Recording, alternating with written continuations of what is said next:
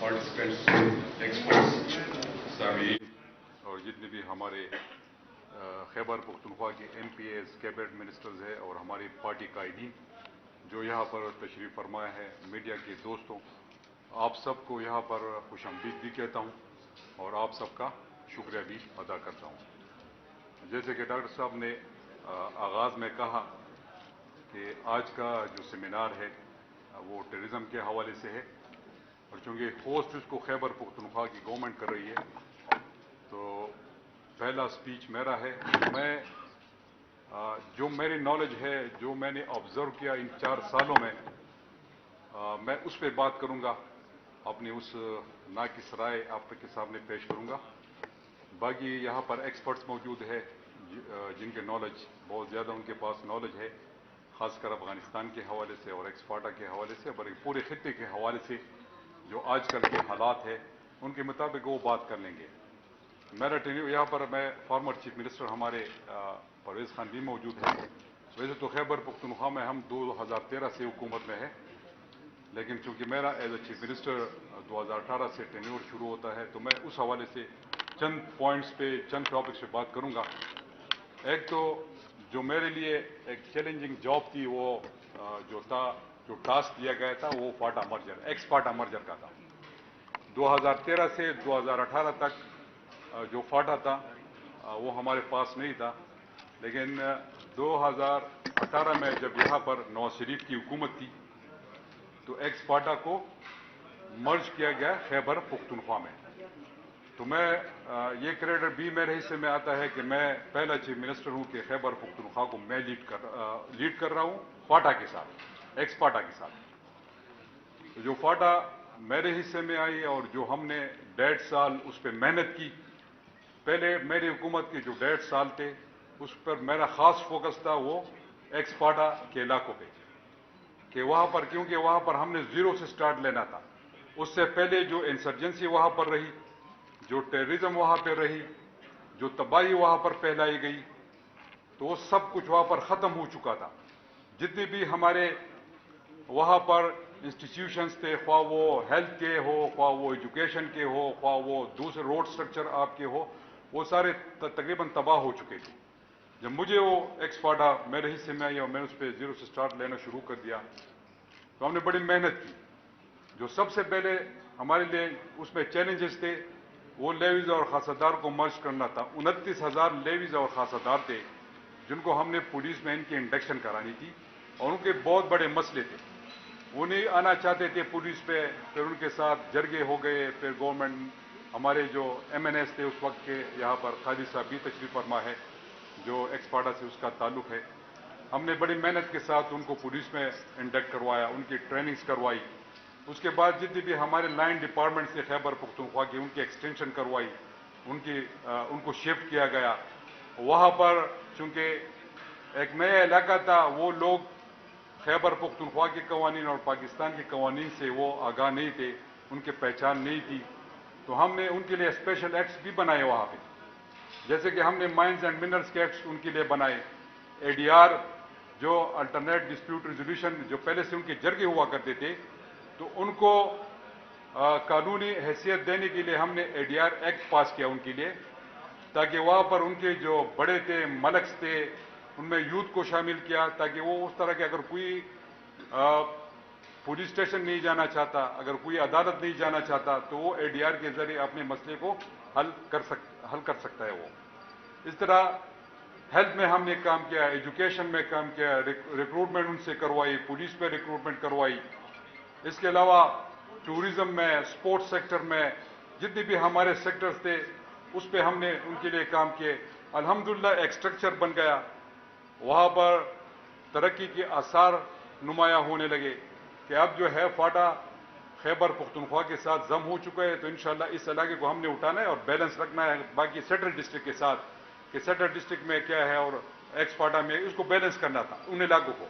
تو بڑی محنت کی گئی، ہیلتھ کارڈ ان کو دیا گیا، بہت سے جو خیبر پختونخوا کے ایکٹس قوانین تھے وہاں پر اس کی ایکسٹینشن کروائی گئی، ججز کے اوپر کام کیا گیا، جوڈیشری وہاں پر بھجوا دی۔ بہت اچھا ایک اور جو ہم نے کام کیا، ساؤتھ وزیرستان کو ہم نے 2 ضلعوں میں ڈائیورٹ کیا، ان کو 2 حصوں میں تقسیم کیا، ان کے بڑے کنفلکٹ تھے، وہ بھی مسئلہ سارٹ آؤٹ ہو گیا۔ امن تھا، C T D police lines, police post, police تانے وہاں پر ان کے شروعات ہو گئے، ان پہ ہم نے کام شروع کر دیا۔ تو یہ ایک کام شروع تھا جو ہم نے اپنے 4 سالوں میں کیا، لیکن بدقسمتی سے جب سے یہ سرکار آئی ہے، اس کو ہم سب امپورٹنٹ سرکار کہتے ہیں، کیوں کہتے ہیں وہ آپ سب کو پتہ ہے، اس پہ بھی بات کروں گا میں۔ ان کے آنے کے بعد جو فاٹا کے ساتھ ہوا، جو فاٹا کے فنڈز روکے گئے، جس طریقے سے وہاں پر ہمیں سٹک کیا گیا، وہ آپ سب کے سامنے ہے کہ ہمارے فنڈز فاٹا کے، جب عمران خان کی حکومت تھی پاکستان میں، تو ہمیں تقریباً 24 ارب سے ہماری ڈیولپمنٹل پورٹ فولیو چلی گئی 60 بلین پہ۔ اب جب اس دفعہ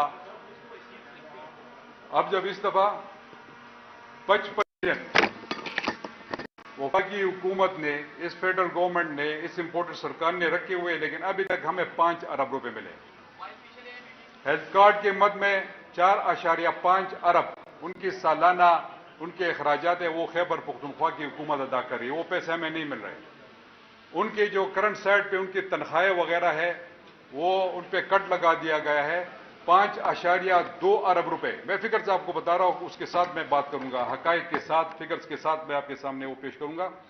5.2 ارب روپے ان کے تنخواہوں کے پیسے ہیں، جبکہ ہمیں تقریباً کبھی 3.5 ارب روپے، کبھی 4 ارب روپے ماہانہ مل رہے ہیں۔ جو بقایا اخراجات ہیں ان کے، وہ بھی خیبر پختونخوا کی حکومت برداشت کر رہی ہے ایکسپارٹا کے حوالے سے۔ اب جب دوسری طرف میں آ جاتا ہوں ٹوریزم سیکٹر پہ، امن کے حوالے سے میں یہ بات کرنا چاہتا ہوں کہ فاٹا میں امن قائم ہو چکا تھا، خیبر پختونخوا میں امن تھا، ٹوریزم سیکٹر کو ہم نے اٹھایا۔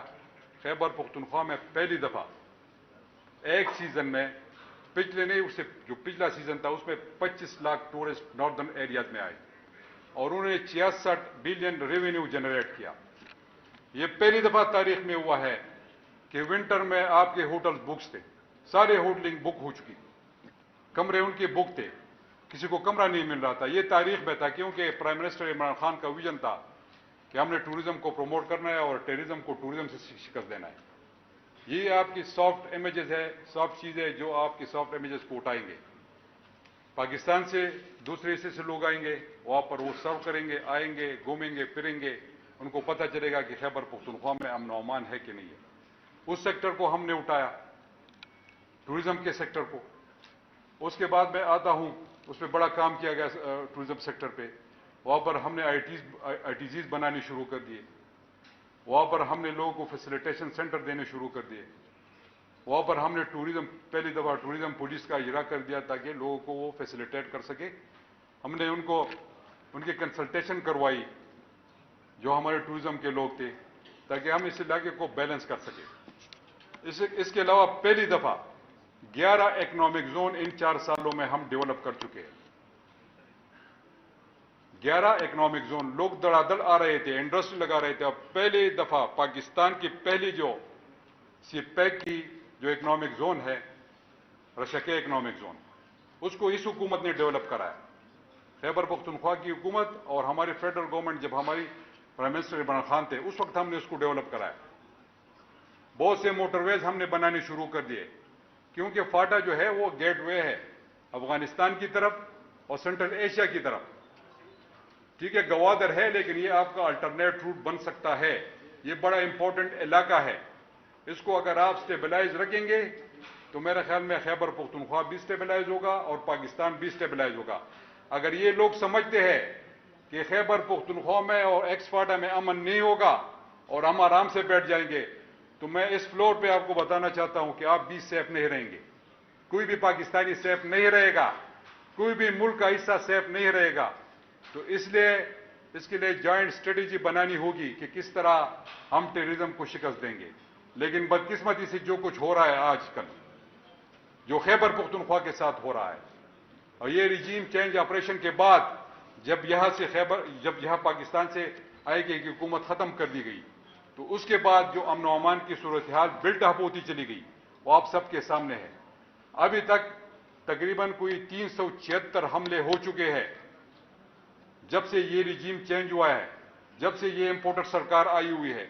उनको कोई तो शौक है ही नहीं कि हम अमन और अमान को किस तरह ठीक करेंगे। उनका शौक है कि अपने केसेस खत्म करवाए। उनका तो शौक ही है कि अपने केसेस खत्म करवाए। इस मुल्क में बदकिस्मत यह है कि हर कोई अपना ही खेलता है। मुल्क का किसी के साथ कोई फिक्र नहीं है कि मुल्क को किस तरह बचाना है और मुल्क को आगे किस तरह लेके जाना है। पता है कि फाइनेंशियल कंस्ट्रेंट्स है, लेकिन जो मेरा हक है वो तो आप मुझे देंगे।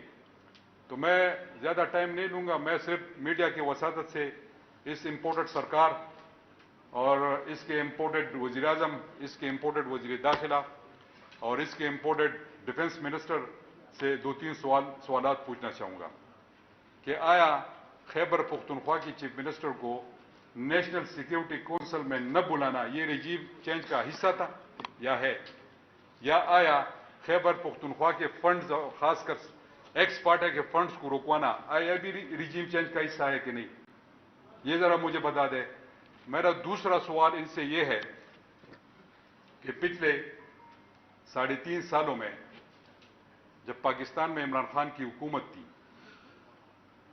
और अफगानिस्तान में अशरफ गनी की हुकूमत थी जो प्रो इंडियन गवर्नमेंट थी, तो बॉर्डर्स खुले थे, कारोबार था, आमदोरफ्त जारी था, अमन व अमान था।